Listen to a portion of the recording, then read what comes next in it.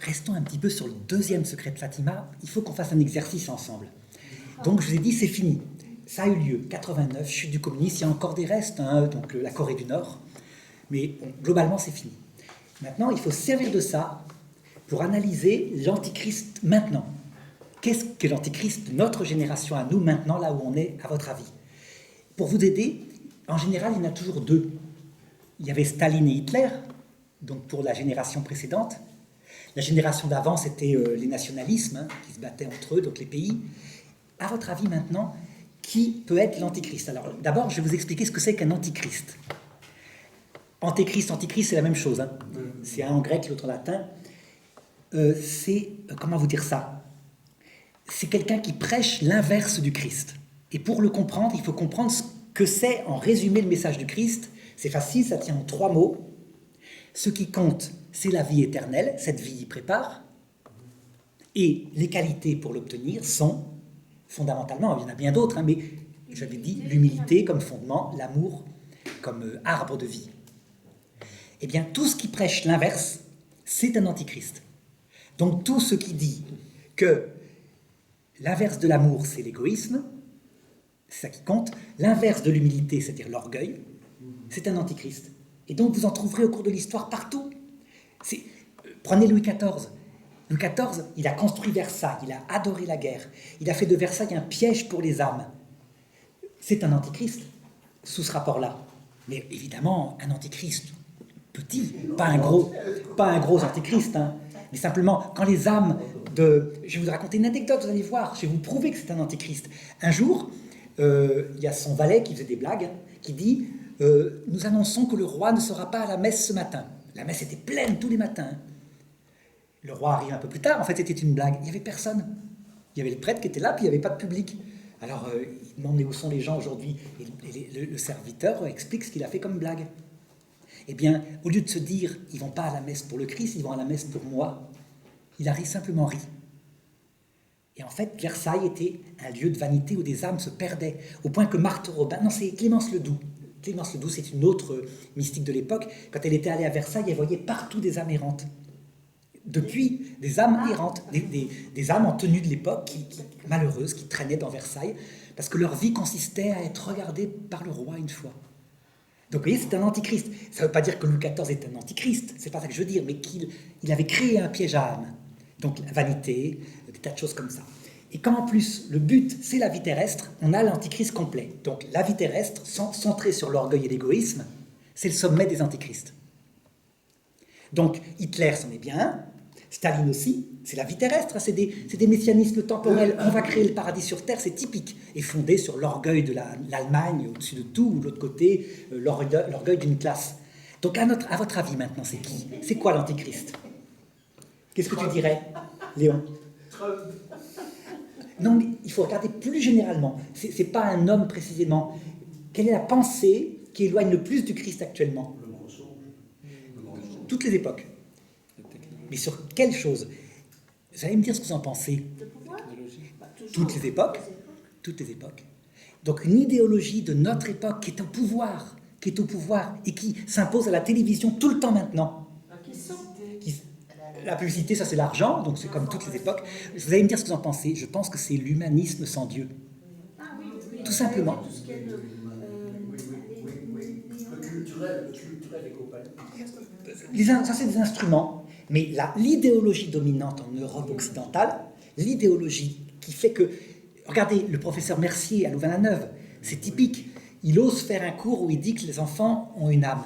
L'université catholique proclame avec la représentante du gender que jamais elle ne soutient, elle n'acceptera que les valeurs de l'humanisme qu'elle défend et qui permettent l'avortement soient comme ça bafouées par son université. Et il est renvoyé.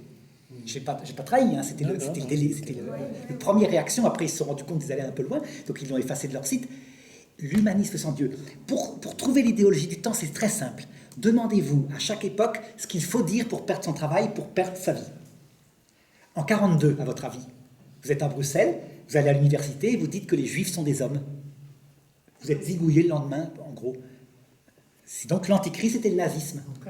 En 1942, vous dites, comme le fait le professeur Mercier, que les Juifs sont des hommes. qu'il faut les protéger, qu'on n'a pas le droit de les déporter, vous êtes zigouillé le lendemain. Enfin, vous êtes déporté à Auschwitz ou je ne sais pas quoi. Personne n'a osé. À l'époque, c'était ça. Maintenant, dites à Louvain-la-Neuve, les Juifs sont des hommes. Vous allez perdre votre travail? Non. Donc, ce n'est pas l'antichrist, le nazisme, actuellement. Alors, évidemment, il y a une génération qui dit « Mais non, c'est le nazisme, la bête revient. » Mais non, la bête, elle est morte depuis 1945. Voilà, clairement. Donc, par contre, qu'est-ce qui peut faire perdre votre poste maintenant?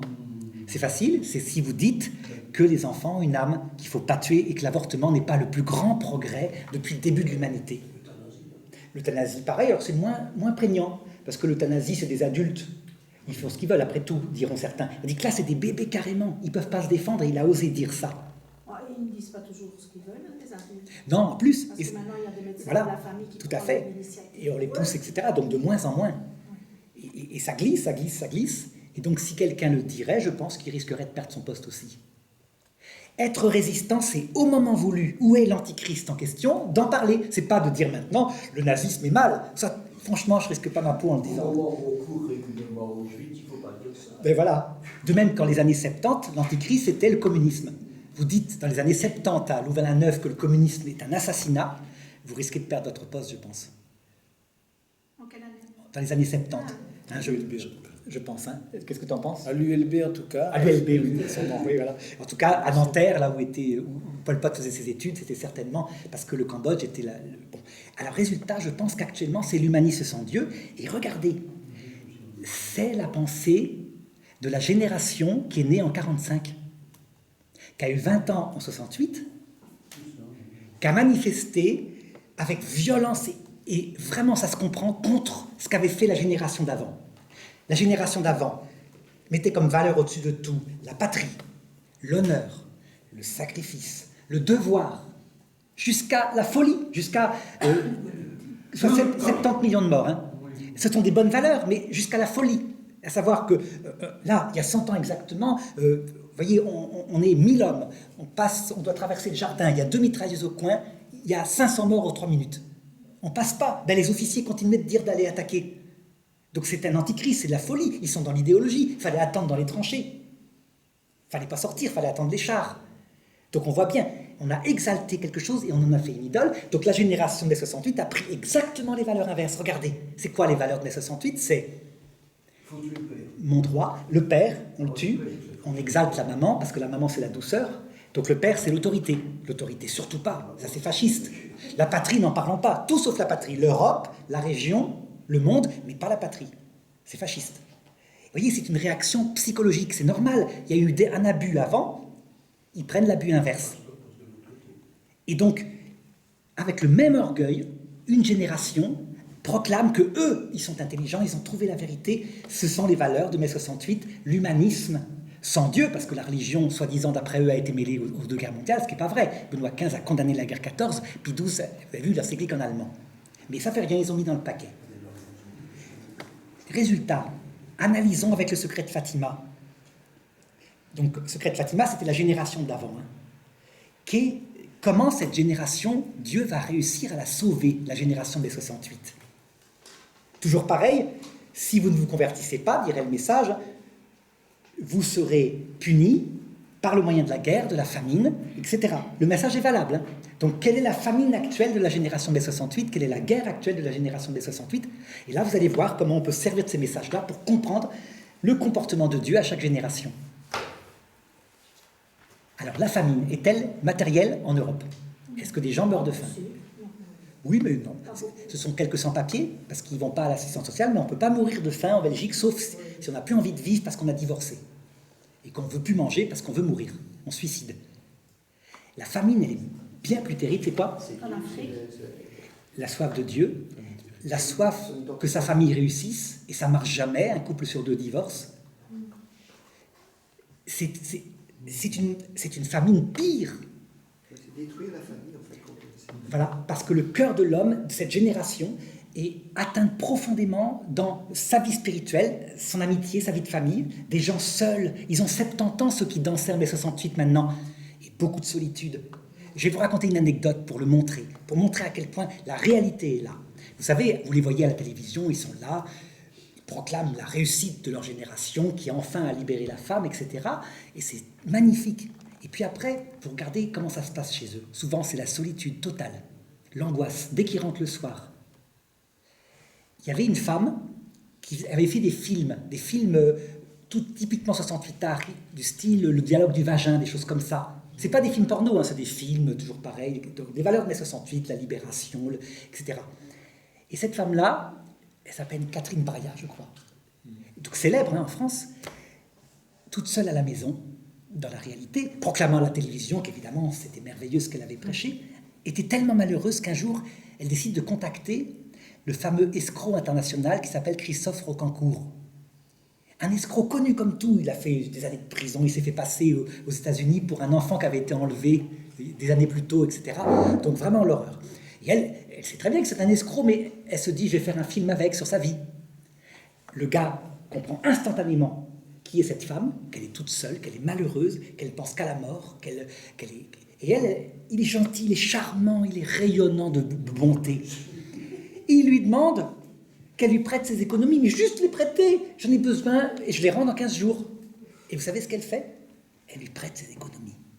Évidemment, à peine les économies parties, il a disparu, elle a plus revu, elle a porté plainte, il a été condamné, et il dit, oui, je rembourserai, j'ai donné 10 € le mois précédent. Qu'est-ce que ça raconte, cette histoire-là? Voilà, l'état spirituel de cette génération, elle est l'image de ça. Il n'y a pas qu'elle, il y a Marthe Robin, regardez, Marthe Robin, elle est géniale, elle est une comique, mais elle est tellement dans le malheur, parce que la vie n'a pas de sens, une famine spirituelle intense, qu'elle va en Afrique. Non, Marthe trompe de Robin, nom. Non, non, pas Marthe Robin, pardon. Donc, Muriel Robin. Muriel Robin. Il y avait un petit contresens là. Muriel Robin. Oui, Muriel Robin. Elle est tellement dans le malheur, Muriel Robin, que j'aime beaucoup, hein, qu'elle va en Afrique. Elle rencontre des tribus animistes. Non, pas les singes, ça c'était les tribus animistes qui vivent encore comme dans l'ancien temps, avec les religions africaines. Et elle y trouve enfin la spiritualité, c'est merveilleux. Parce qu'avec un griri, ils offraient quelque chose à un dieu quelconque. Elle y trouvait une eau qui lui donnait sens à la vie. Elle était rayonnante, enfin un peu d'eau. Et elle revient en Europe. Elle a le christianisme à ses pieds, elle ne le voit pas. Donc cette génération-là est en train de récolter ce qu'elle a semé. Et on peut même prévoir ce qui va leur arriver et comment ils vont être sauvés grâce au secret de Fatima. Donc la guerre intérieure, c'est tout ce qu'elle a connu, les divorces, les malheurs, les familles brisées. La famine, c'est maintenant. Arrivé à 70 ans, le plaisir, c'est plus là. Donc, pourtant, on fait mine, mais c'est pas là. Il n'y a plus de plaisir. Et la mort approche avec l'angoisse parce qu'il n'y a rien après. C'est la première génération qui s'est débarrassée des prêtres. Donc, il n'y aura pas de prêtres. En hôpital de gériatrie, il n'y aura pas de prêtres. Ou quelques prêtres, par-ci par-là, ou quelques personnes dévouées, mais très peu. Et donc, elle va arriver à l'heure de la mort, sans la consolation de la religion, avec beaucoup d'angoisse. Souvent, c'est tellement dur qu'elle va s'euthanasier. Mais ce n'est pas pour ça qu'elle est perdue.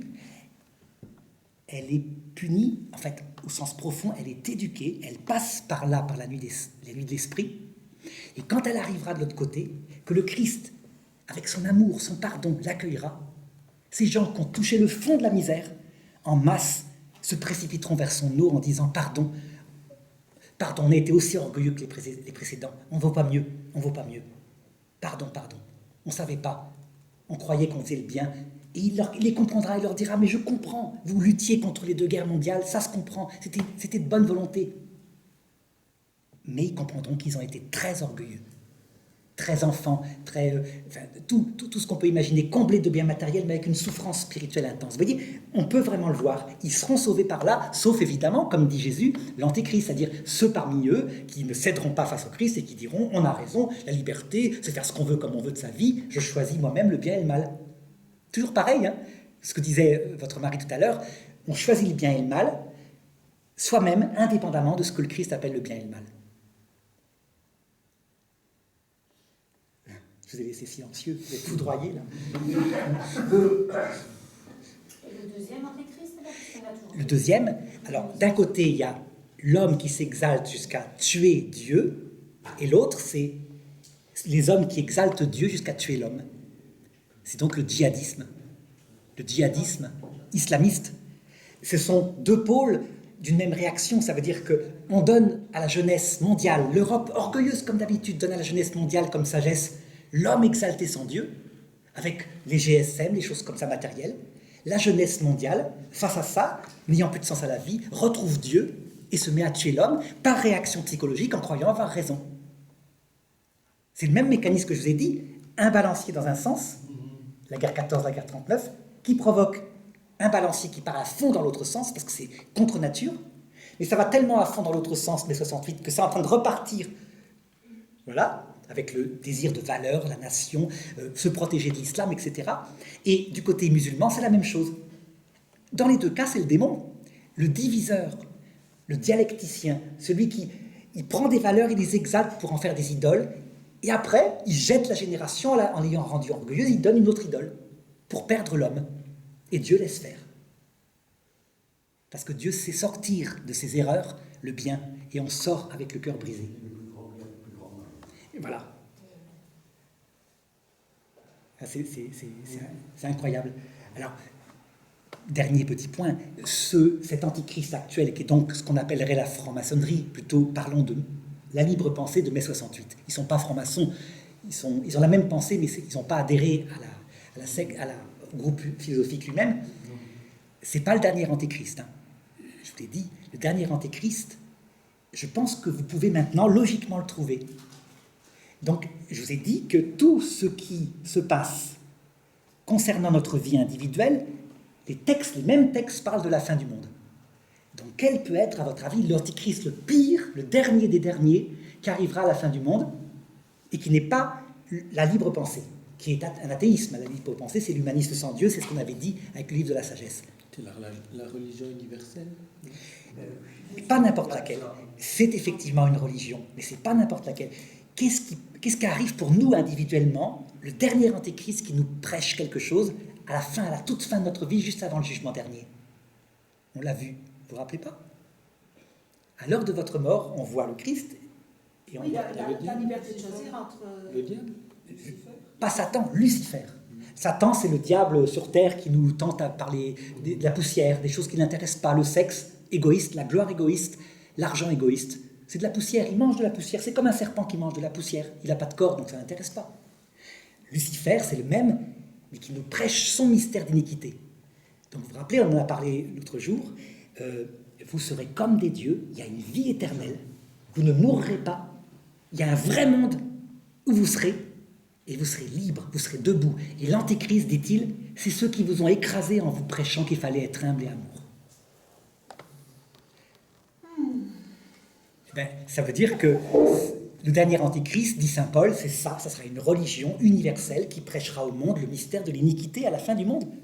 Donc, un homme politique ou une idéologie qui dira il y a une vie après la mort, c'est certain, on peut le prouver. Regardez, il y a les NDE. Les NDE sont très bien, hein, mais lui, il peut servir de tout. Les NDE, c'est les expériences proches de la mort. Hein, pour prouver qu'il y a une vie après la mort et dire que le vrai Dieu, c'est Lucifer.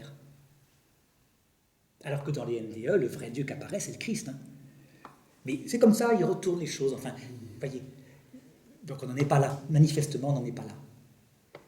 Et donc on n'est pas à la fin du monde. Ça va? Mais le pape est entouré pour le moment de gens qui ne sont pas nécessairement très fiables non plus. Quand on dit qu'il est en danger, etc., quand il manque, on prie pour lui, etc. Qu'est-ce que ça veut dire tout ça?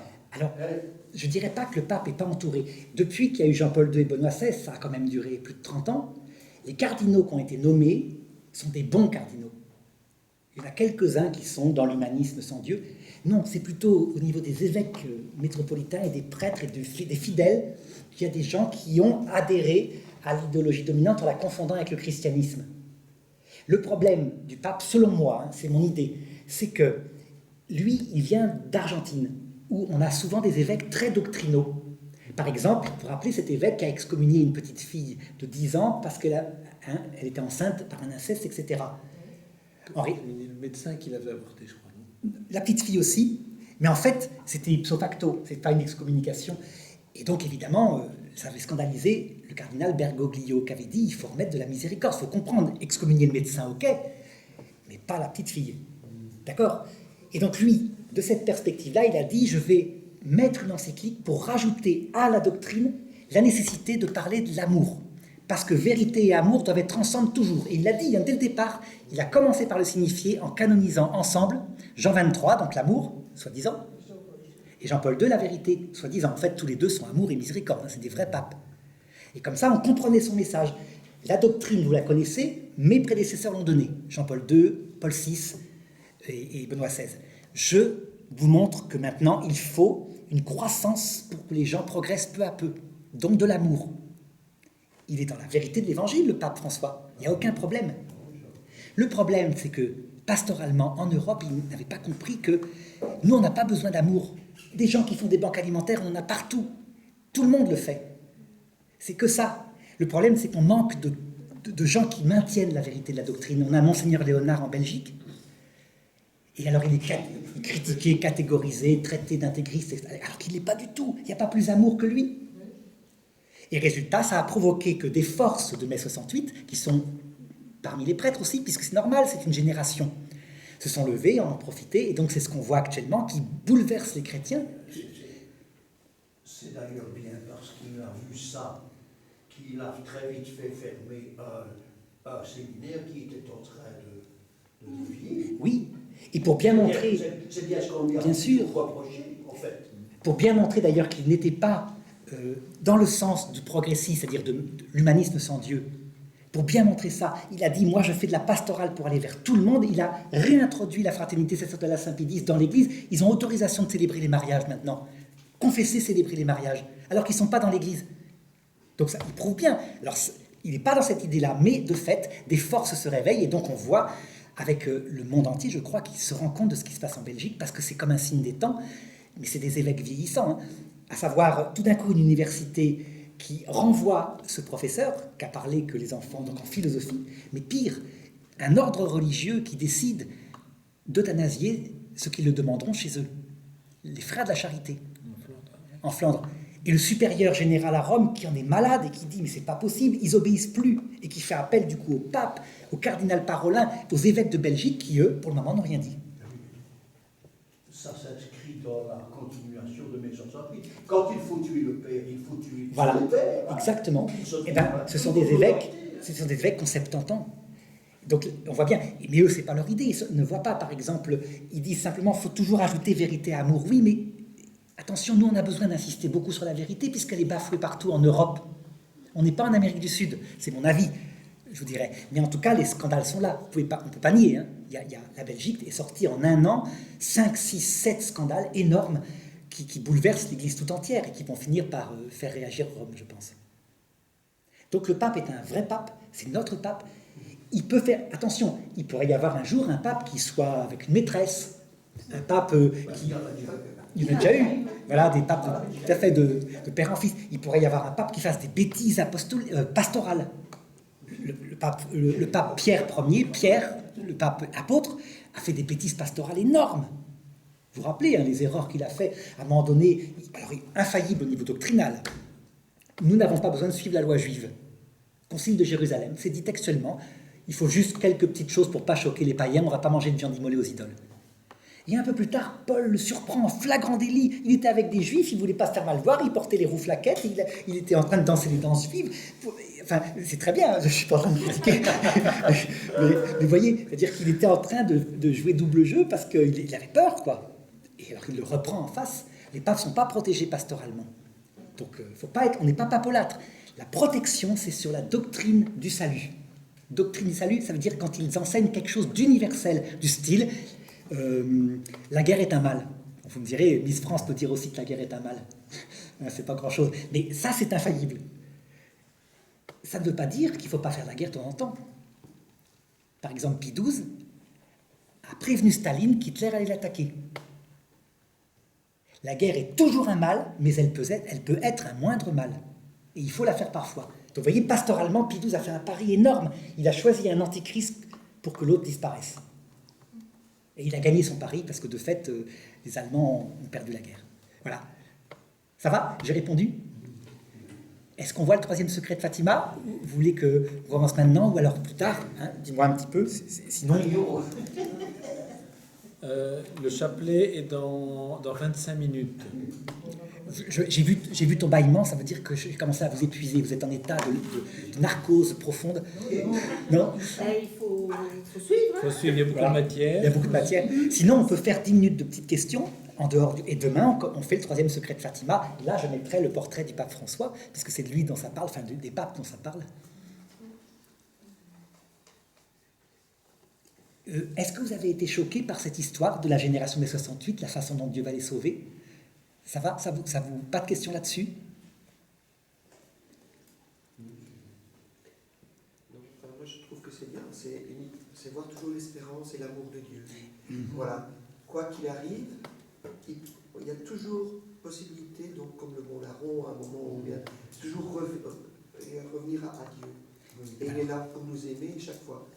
Maintenant, il faut, comme tu as dit, avoir l'esprit ouvert et ne pas voir avec nous, parce que donc, parfois, on peut utiliser une guerre pour essayer de détruire l'orgueil donc, qui se met au niveau d'une nation. Et donc, il y a des conséquences pour qu'on puisse retrouver cette humilité et puisse retrouver cette image et cette demande d'aller vers Dieu, quoi, et ne pas se prendre pour Dieu. Donc, tout à fait. Avec le risque pastoral de la part de Dieu de faire qu'une nation soit tellement dans l'humilité qu'elle n'a plus d'énergie. L'Europe, c'est le cas.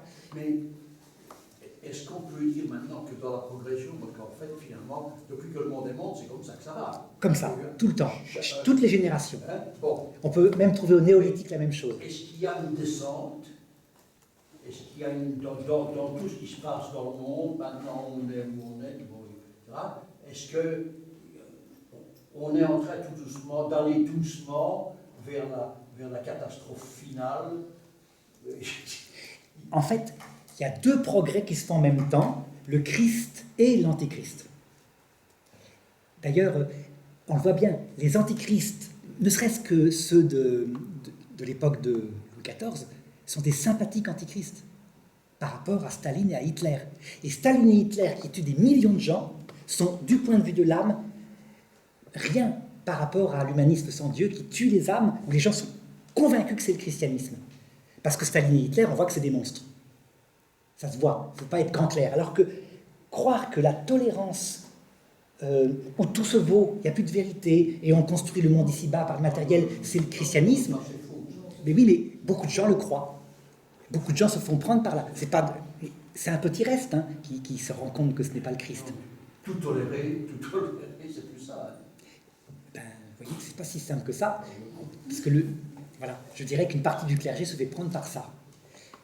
Et donc, les antichrists sont plus profonds, et au fur et à mesure que l'humanité progresse et s'affine, un jour viendra, en même temps qu'un christianisme plénier qui est revenu à la compréhension de la Vierge Marie, en même temps, face à face, le dernier antéchrist qui prêchera le mystère de l'iniquité. Cette petite église sera toute petite, c'est ce qu'on verra demain, tandis que le monde entier semblera avoir gagné par l'antéchrist. C'est le dernier antéchrist. Donc ça s'accélère, mais tout ça sera retourné pour le salut de l'humanité. On y va, mais c'est pas pour maintenant, je pense. Il faut du temps, ça se fait au cours des générations. Nous, on est face. L'antichrist actuel, c'est l'islamisme djihadiste et l'humanisme sans Dieu. Comme on dit certains, c'est 2 extrêmes qui se ressemblent, 2 frères opposés, dont l'un est sorti de l'autre, et les 2 sont sortis de l'Occident. Oui, je pense. On aidera nos petits-enfants, nos arrière-petits-enfants depuis le ciel. Mais, oui. Tu ne crois pas qu'on connaîtra quand même de notre vivant une grande purification collective? Oui, c'est celle de notre génération. Ça veut dire l'antichrist de notre génération. Et je préfère, enfin, au point de vue de ma famille, apparemment, je préfère être là qu'en 38. Je ne sais pas ce que vous en pensez. Parce qu'en 38, Hitler, c'est autre chose que le djihadisme. Hitler, c'est l'efficacité technique au service du mal, c'est d'une efficacité absolue, alors que le djihadisme, des petites bombes par-ci par-là, etc. Vous ne trouvez pas? C'est du bricolage. Voilà. Par rapport à Hitler. Par rapport à Hitler, c'est du bricolage. En respectant ceux qui en sont victimes. Oui, bien sûr, en respectant ceux qui en sont victimes. Du point de vue du meurtre des corps, je parle. Par contre, du point de vue du meurtre des âmes, je pense que c'est plus difficile actuellement en Europe.